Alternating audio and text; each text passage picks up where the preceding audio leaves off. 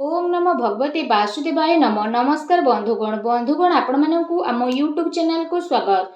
Friends आज ए video रे आमे आपण मानकु कहिबा पई जाउछु आगामी ए 56 घंटा आपण को पई किपरि साब्यस्त हेबो, केउ प्रकार आगामी 56 घंटार समय को आपण माने साब्यस्त करिवे, केउ प्रकार दिन आपणकर साब्यस्त हेबो, केउ सब जिनिस रे आपण को फायदा हेबो, केउ सब जिनिस रे आपण को असुविधा रहबो को आपणकर लव लाइफ किपरि रहइबो, क्यारियर किपरि रहइबो, बिजनेस आउ व्यापार किपरि रहइबो एवं स्वास्थ्यर किछि महत्वपूर्ण इन्फॉर्मेशन मध्ये आमे आपण मानकु देबु। आउ ए वीडियो रो शेष रे आमे आपण मानकु किछि उपाय विषय रे कहिबु जहा द्वारा आपण ए दिन को आहुरी अधिक शुभ और मंगलदायक साब्यस्त करि परिबे। तेनु आगो को वीडियो आरंभ करबा पूर्व हमर आपनकु रिक्वेस्ट कि जदि आपण हमर ए चैनल ले नुआ आछन तो चैनल को सब्सक्राइब करंतु, सांगरे नोटिफिकेशन बेल को मध्य ऑन करंतु, जहा द्वारा समय समय रे नुआ नुआ वीडियो रो नोटिफिकेशन आपनक पाखरे पहुंची जिवो। तो आसंतु जानिबा किपरि रहिबो आपनक पई विशेष भाबरे आगामी ए 56 घंटा। जदि विशेष भाबरे आमे आपण मानकु कहिबु ए 56 घंटा विषय रे, तो ए समय रे आपणकर आर्थिक स्थिति काफी अनुकूल रहिबो। आर्थिक लाभ पाई ए दिन रे आपणकु बहुत भल रकम धन प्राप्ति हेबो। व्यवसाय संबंधित किंबा बाहर कंपनी संबंधित कार्य रे मध्य विशेष भाबरे आपणकु बहुत ही भल लाभ प्राप्ति रो संभावना मध्य बनुची। ता सहित ए दिन रे बाहर काम कार्य को नै मध्य आपण किछि यात्रा करि पारती, जहा आपणक पई अवश्य ही लाभदायक भरा सिद्ध हेबो। ता सहित जदि कहिबा शिक्षा क्षेत्र रे मध्य आपणकु अनुकूल परिणाम विशेष रूप रे प्राप्त हेबो। आउ उच्च शिक्षा पई प्रयासरत लोक मानकु मध्य बहुत ही भल लाभ प्राप्त हेबो।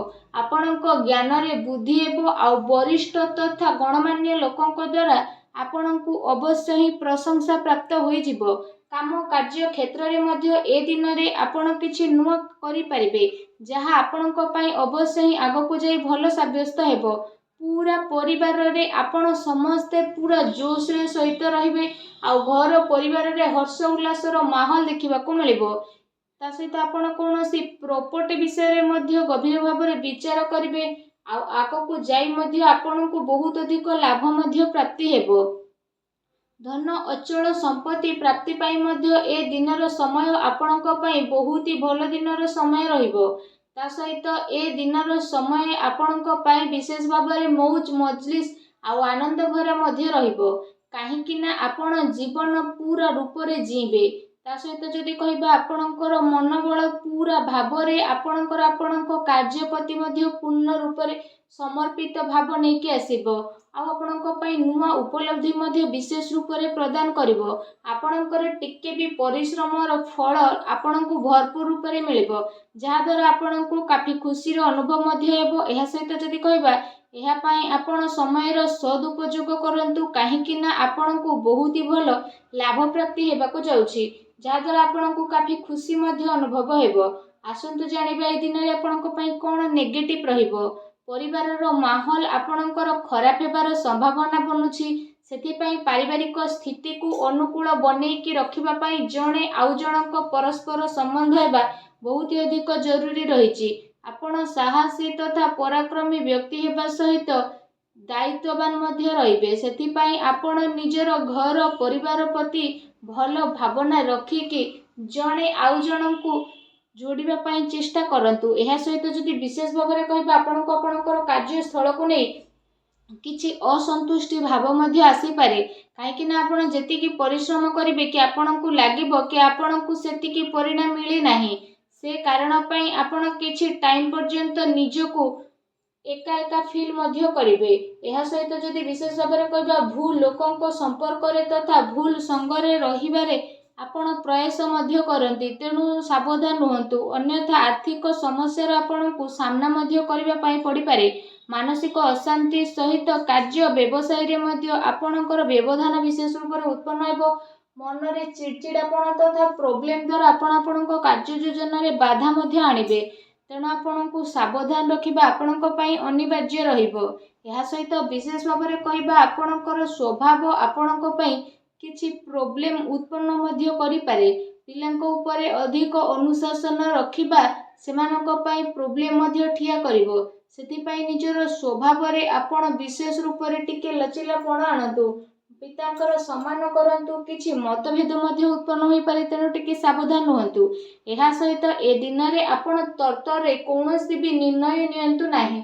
ଯଦି ଆପଣ ସବୁ କାମକୁ କରିବାକୁ ଚାହୁଁଛନ୍ତି ତ ଆପଣଙ୍କୁ ସବୁ ମିଳିବ, କିନ୍ତୁ ତରତର ହୋଇ କଲେ ନୁକସାନ ହୋଇପାରେ। ଅଚାନକ ଯାତ୍ରା କାରଣରୁ ଆପଣଙ୍କୁ ବିଶେଷ ରୂପରେ ଚିନ୍ତାର ଶିକାର ମଧ୍ୟ ହେବା ପାଇଁ ପଡ଼ିପାରେ। ଉଦ୍ଧାର ମାଗୁଥିବା ଲୋକଙ୍କୁ ନଜରଅନ୍ଦାଜ କରନ୍ତୁ। ମତଭେଦର ଗୋଟେ ଲମ୍ବା ସଂଖ୍ୟା ବନିବ, ଅନ୍ୟଥା ଆପଣଙ୍କୁ ସାମଞ୍ଜସ୍ୟ ବନେଇ ରଖିବାରେ ମୁସ୍କିଲ ମଧ୍ୟ ଆସିପାରେ, ତେଣୁ ଆପଣ ଟିକେ ସାବଧାନ ରୁହନ୍ତୁ। ଆସନ୍ତୁ ଜାଣିବା ଆପଣଙ୍କର ଲଭ୍ ଲାଇଫ୍ ଏ ଦିନରେ କିପରି ରହିବ। ଯଦି ଆପଣଙ୍କର ଦାମ୍ପତ୍ୟ ଜୀବନ ବିଷୟରେ କହିବା ତ ଏ ଦିନରେ ଆପଣଙ୍କ ପ୍ରେମ ଜୀବନ ପାଇଁ ବହୁତ ହି ଭଲ ଦିନ ରହିବ। ତା ସହିତ ପ୍ରେମ ମାମଲା ପାଇଁ ମଧ୍ୟ ବିଶେଷ ଭାବରେ ଏ ସମୟ ଆପଣଙ୍କ ପାଇଁ ଅତି ଉତ୍ତମ ରହିବ। ବିବାଦରୁ ଆପଣ ଦୂରେଇକି ରୁହନ୍ତୁ। କାହାର କହିବା ଦ୍ୱାରା କୌଣସି କାର୍ଯ୍ୟ ଆପଣ କରନ୍ତୁ ନାହିଁ। ଆପଣ ନିଜ ଉପରେ ଭରସା ରଖନ୍ତୁ, ଅନ୍ୟଥା ନିଜ ଉପରେ ଭରସା ରଖିକି ଆପଣ ନିଜର ପ୍ରେମୀ ପ୍ରେମିକାଙ୍କ ଉପରେ ଭରସା ରଖନ୍ତୁ ତଥା ଜଣେ ଆଉ ଜଣଙ୍କ ସହ ପ୍ରେମରେ ସଂଗଠିତ ହେଇକି ରୁହନ୍ତୁ, କାରଣ ଏ ଦିନ ପ୍ରେମ ଜୀବନ ପାଇଁ ବହୁତ ହି ଭଲ ଦିନ ରହିବାକୁ ଯାଉଛି। ଏ ଦିନର ଅବଶ୍ୟ ହିଁ ଆପଣଙ୍କୁ ଲାଭ ଉଠେଇବାର ରହିଛି। ଆସନ୍ତୁ ଜାଣିବା ଏ ଦିନରେ ଆପଣଙ୍କର ବ୍ୟବସାୟ ଆଉ କ୍ୟାରିୟର କିପରି ରହିବ। ନିଜର ଯୋଜନାକୁ ଆପଣ କାହା ଆଗରେ ବିଶେଷ ଭାବରେ ଅଧିକ ଜାହିର କରନ୍ତୁ ନାହିଁ। ଆପଣଙ୍କର ଗୁପ୍ତ ଯୋଜନା ଆପଣଙ୍କ କାମରେ ଫାଇଦା ପ୍ରଦାନ କରିବ। ଏହି ସମୟରେ କେଉଁଠି ଆପଣଙ୍କୁ ଅଚାନକ ଲାଭ ମିଳିବାର ବିଶେଷ ଭାବରେ ଆଶା ରହିଛି। ବାସ୍ ଆପଣଙ୍କୁ ଆପଣଙ୍କର ନିର୍ଣ୍ଣୟକୁ ମାନ୍ୟତା ଦେବାର ଅଛି, ଅନ୍ୟଥା ଆପଣଙ୍କୁ ପ୍ରତିଟି କ୍ଷେତ୍ରରେ ବହୁତ ଅଧିକ ଫାଇଦା ପ୍ରାପ୍ତ ହେବ। ବ୍ୟବସାୟିକ କ୍ଷେତ୍ର ବିଷୟରେ ଯଦି କହିବା, ଧନ ଲାଭର ବିଶେଷ ରୂପରେ ସ୍ଥିତି ବନୁଛି। କାର୍ଯ୍ୟ ଆପଣଙ୍କ ପାଇଁ ସବୁ ଆସାନୀରେ ମଧ୍ୟ ସଫଳ ହୋଇଯିବ। କାରବାର ବିସ୍ତାରର ଯୋଜନା ମଧ୍ୟ ଆପଣ ବନେଇ ପାରନ୍ତି, ଯାହା ଆପଣଙ୍କ ପାଇଁ ଆଗକୁ ଯାଇକି କାଫି ଲାଭଦାୟକ ସିଦ୍ଧ ହେବ। ଏହା ସହିତ ଆପଣଙ୍କୁ ପଇସା ନେଣ ଦେଣରେ ଟିକେ ସାବଧାନ ରଖିବାକୁ ପଡ଼ିବ। ପ୍ରପର୍ଟିରେ ନିବେଶ ମଧ୍ୟ ଆପଣ କରିପାରନ୍ତି, ଯାହା ଆପଣଙ୍କ ପାଇଁ ଆଗକୁ ଯାଇକି ଅବଶ୍ୟ ହିଁ ଲାଭଦାୟକ ଭରା ସିଦ୍ଧ ହେବ। ତା ସହିତ ଚାକିରି ପେଶା ବ୍ୟକ୍ତି ବିଶେଷଙ୍କ ପାଇଁ ଯଦି କହିବା, ଏ ଦିନର ସମୟ ବହୁତ ହି ଭଲ ସମୟ ରହିବ। ଚାକିରି ସମ୍ବନ୍ଧିତ କୌଣସି ଭଲ ବଡ଼ ଖୁସି ଖବର ଆପଣଙ୍କୁ ଅବଶ୍ୟ ହିଁ ପ୍ରାପ୍ତ ମଧ୍ୟ ହେବ, ଯାହାଦ୍ୱାରା ଆପଣଙ୍କ ମନ ବହୁତ ହି ପ୍ରସନ୍ନ ରହିବ। ଆସନ୍ତୁ ଜାଣିବା ଏ ଦିନରେ ଆପଣଙ୍କର ସ୍ୱାସ୍ଥ୍ୟ କିପରି ରହିବ। ଏ ଦିନରେ ଆପଣଙ୍କ ସ୍ୱାସ୍ଥ୍ୟ ସମୃଦ୍ଧ ବନିକି ରହିବ, କିନ୍ତୁ ଗ୍ରହଙ୍କର ସ୍ଥିତି କାରଣରୁ ଏ ଦିନରେ ଆପଣଙ୍କୁ ସକାରାତ୍ମକ ଆଉ ନକାରାତ୍ମକ ଦୁଇ ପ୍ରକାରର ପରିଣାମ ମଧ୍ୟ ବିଶେଷ ଭାବରେ ଦେଖିବାକୁ ମିଳିବ। ତା ସହିତ ଶାରୀରିକ ଠାରୁ ଆପଣ ମାନସିକ ସ୍ୱାସ୍ଥ୍ୟ ଉପରେ ବିଶେଷ ରୂପରେ ଅଧିକ ଜୋର ଦେବାର ଆବଶ୍ୟକତା ରହିଛି। ଆପଣଙ୍କୁ ଆପଣଙ୍କର କ୍ରୋଧ ଉପରେ ନିୟନ୍ତ୍ରଣ ରଖିବାକୁ ପଡ଼ିବ। ଏହା ସହିତ ନିଜର ଖାଦ୍ୟପେୟ ଉପରେ ମଧ୍ୟ ଆପଣ ଅଧିକ ଧ୍ୟାନ ଦିଅନ୍ତୁ, କାରଣ ଏ ଦିନ ଆପଣଙ୍କୁ ପେଟ ସମ୍ବନ୍ଧିତ କିଛି ସମସ୍ୟା ମଧ୍ୟ ଉତ୍ପନ୍ନ ହୋଇପାରେ, ତେଣୁ ଟିକେ ସାବଧାନ ରୁହନ୍ତୁ।